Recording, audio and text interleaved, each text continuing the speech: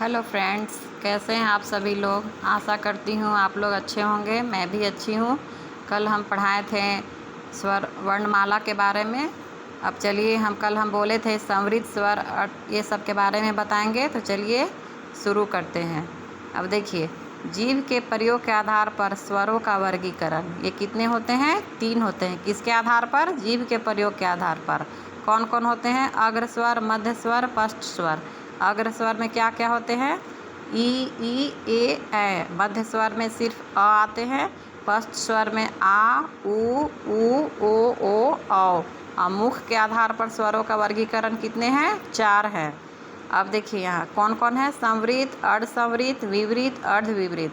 संवृत में क्या है? ई उ। अर्धसंवृत में ए ओ। विवृत में आ। अर्धविवृत में अ, ऐ, औ, आ। अब देखिए, ये बहुत ही इम्पोर्टेंट है। ये यूजीसी नेट एग्ज़ाम में दिसंबर वाले एग्ज़ाम में आया था। हम दे चुके हैं, इसलिए आप लोग को बता रहे हैं। आप लोग देख लीजिएगा इसमें। अब इसके बाद है वर्ण के बारे में। देखिए, कल हम बताए थे मगर फिर से समझ लीजिए। स्पर्श व्यंजन। स्पर्श व्यंजन टोटल कितने होते हैं? 25 होते हैं। क वर्ग से लेकर प वर्ग तक, मतलब हर वर्ग में 5-5 आते हैं। तो कर लीजिएगा, क से प तक तो 25 हो जाएंगे।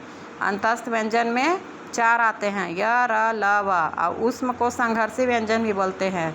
उष्म संघर्षी में तीनों स और ह आते हैं। संयुक्त व्यंजन में संयुक्त छ, त्र, ज्ञान और स्र। अप्रकंपित को लुंठित व्यंजन भी बोलते हैं, वो सिर्फ र आता है। पार्श्विक व्यंजन में ल।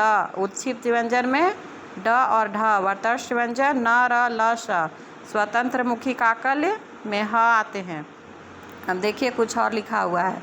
धीरेन्द्र वर्मा ने वैदिक ध्वनियों की संख्या 52 माने हैं, जिसमें 13 स्वर 39 व्यंजन है।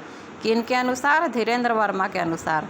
कामता प्रसाद गुरु ने वर्णों की संख्या 46 तथा भोलानाथ तिवारी ने 53 मानी है। अब देखिए यहाँ पे कुछ लिखा हुआ है और भी कुछ। देखिए संस्था के बारे में ये है, आप देख लीजिएगा। ये भी यूजीसी नेट एग्ज़ाम में पूछा जाता है।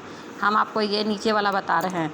अल्प प्राण में कौन कौन आते हैं? 1, 3, 5 वर्ण। अंतस्थ और अंतस्थ भी आते हैं, यानी य, र, ल, व। 1, 3, 5 वर्ग ऐसे याद रखिएगा तो आप लोग को हो जाएगा। अब महाप्राण दूसरा वर्ग और चौथा वर्ग में, और उष्म वर्ग भी आते हैं। उसमें में अभी यहाँ पे आप देखे थे ना, तीनों स और ह उष्म, ये भी आते हैं महाप्राण में।